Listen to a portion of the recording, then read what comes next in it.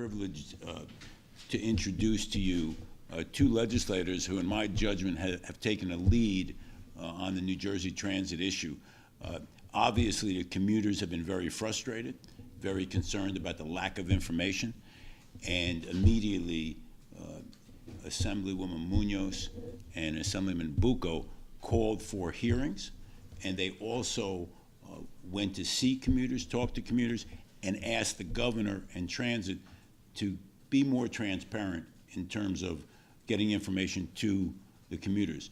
So today I'm going to introduce to you the conference leader, Tony Bucco, who's going to talk about the hearings tomorrow and the work they've done so far. Thank you, Leader. First, I want to start out by thanking Chairman Benson for receiving our letter, the letter that Nancy and I sent, reaching out to me, and scheduling these hearings. This is important. We recognize that it's the summer months, but the riders are what is most important in our minds. And we need to get to work on this because, as you know, we have seen pretty much a complete lack of planning on New Jersey Transit's part so far. It's disturbing that most of these issues could have been foreseen. When you deal with probably the most important issue, the communications issue, New Jersey Transit recognized that they're dealing with positive train control, they're dealing with a lack of staffing, and it was their responsibility to be able to provide communications to its ridership far enough in advance for them to make alternate arrangements if they have to. The last thing you want as a commuter is to be standing on the platform and finding out that your train is canceled and you're not going to be able to get to work or to a doctor's appointment or to school or to wherever you might be traveling that day. So tomorrow we intend to find out why there was this lack of communications with its ridership. The other issue is staffing. Clearly, these trains can't run if they don't have the staffing. And it is disturbing to me that New Jersey Transit didn't see this staffing issue coming. In 2017, I served on the Budget Committee, and there was no indication to us that transit needed to do something to bring in more engineers. So this was something that they could have budgeted for, we could have budgeted for, they could have given us notice about, and we could have addressed the issue.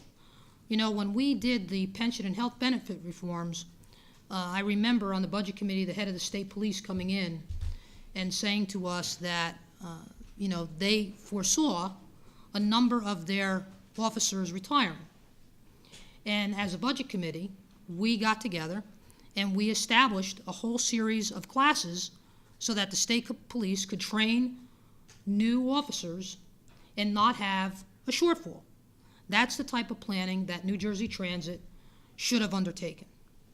And then we have positive train control. At this point, it's my understanding that they're only about 58% complete.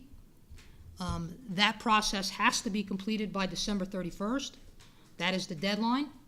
That means that additional trains are going to have to be taken offline in order to complete that work. And if New Jersey Transit doesn't plan to get this completed, there's a whole host of other dominoes that are going to fall. Because Amtrak has already said that they won't let New Jersey Transit trains run on their lines. And at that point, a lot of the system will be shut down. So we need to have a plan as to how they're going to address that issue. And if they're not going to meet the December 31st deadline, what are they going to do with our commuters? How are they going to communicate that? And what are the alternative modes of transportation that New Jersey Transit is going to provide to get people where they need to go? So to me, this entire problem is about communications and planning. And if it's done correctly, it'll have the least impact on our ridership. And that's what it's all about, because quite frankly, as a state, we spend a great deal of money trying to push people to mass transportation. Why? because we're one of the densely populated states in the nation. And when people take to their cars on the highways, there's additional congestion. So when people think that they can't rely on New Jersey Transit, they're going to avoid mass transportation. So New Jersey, and that's going to cause a whole host of problems on our roadways. So this has a major impact on the state. I think the governor's office needs to be proactive in this, and I'm looking forward tomorrow to a vigorous dialogue with the officials in New Jersey Transit to find out how they plan on addressing these issues and how we're going to move forward from here so that we don't continue to see the nightmare that we have seen for our ridership over the last couple of months. Thank you. Nancy? Thank you. Thank you, Tony.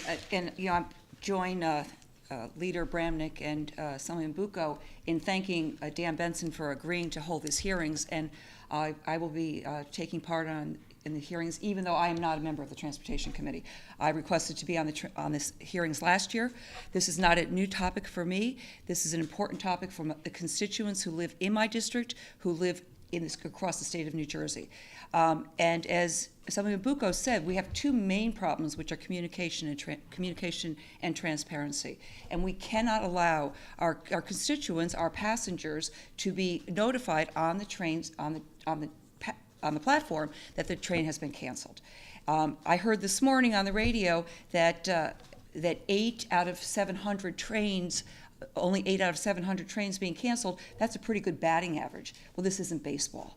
This is actually people getting to work, getting home from work. I'm a healthcare provider. In healthcare, we have a saying, which is, if it happens to you, it's 100%.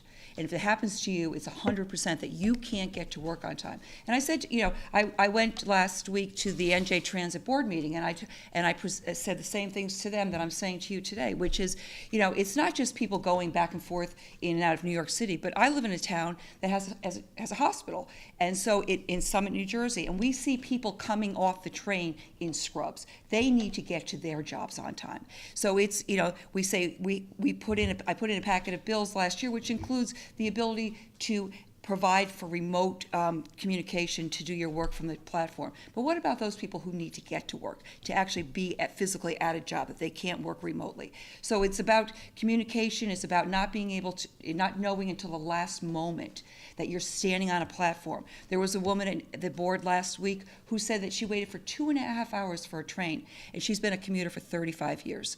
She said, I could have flown to Florida in the amount of time it took me for my train to get me to work. That's unacceptable. The other thing is about transparency. So, and we need to get the answers regarding the engineers. Why is it that and what we're hearing through the press is that they're calling in as late as 5 minutes before their shift. Again, I come from a healthcare background. This is unacceptable. We have contingency plans in place in healthcare. We have a flu outbreak. We have plans in place. Where's the plan? And as Tony Bucco just said, why haven't we hired more engineers? Why don't we have that plan in place going forward? And this. I was a commuter from 1988 to 1995. I moved to New Jersey in 89, so from 89 to 95 I commuted. And my children commute to the city as adult workers. And anecdotally, I can tell you that because these trains are so packed, they are not collecting the fares. So they're losing the money on the trains. So we need an answer to that too. Why is it that if you get on a train station and you go into New York City, that because they're so packed, the engineers can't get through the trains, that they're actually not collecting the fares? So these are the questions that we need to have answers to, because this definitely affects the economy of the state of New Jersey. We, as Tony said, and as Assemblyman Bramnick said, this is about our constituents, but we're also facing, starting this week, 495 is undergoing major construction, and we're being told to take the Holland Tunnel, to go, I heard on the radio this morning, that to go through Staten Island, to go through the Battery Tunnel to get to work in Manhattan. So we need to be able to depend on mass transit. So it's dependability, it's transparency, and it's communication. So those are the answers that we want. Those are the questions we want answered. And I think that we deserve those answers. I think it's a bipartisan issue, and our constituents deserve to have answers. They're very angry. I follow them on Facebook. They call our offices, and they look to the person who's currently in office to look for solutions. You know, we can look back. This has been a problem for decades. This is, you know, and we have to look at how we can find solutions going forward to the most densely populated state in the nation, to be able to get our workers to work in a timely manner, to get our people home from work, to get to their doctor's appointments, to their children, or simply to put their feet up after a hard day's work.